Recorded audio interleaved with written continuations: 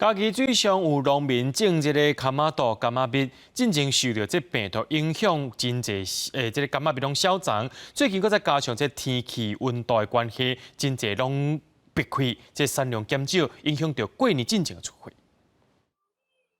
也未办落来，柑仔蜜真侪已经闭开，农民只会当赶紧采收。农民讲，原底过年时啊，民众拢会订柑仔蜜来送礼，不过今年拄到这种情形，因拢唔敢接订单。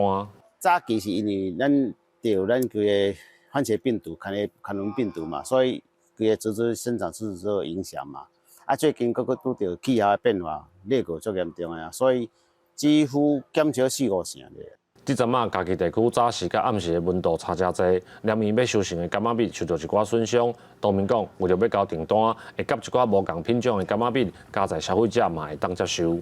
没有货肯出，我们就尽量跟客户讲说，我们就延后出货，或者是有其他的替代方案，或者是彩色番茄这样。每往年的时阵，柑仔蜜的计数都会起，今年因为量少，所以计数甲去年比已经起3成左右。农民讲，目前柑仔蜜都是挂好进前都注文的订单，爱看刷落的天气，才知影过年了后收成的状况。记者林慧婷，嘉义报道。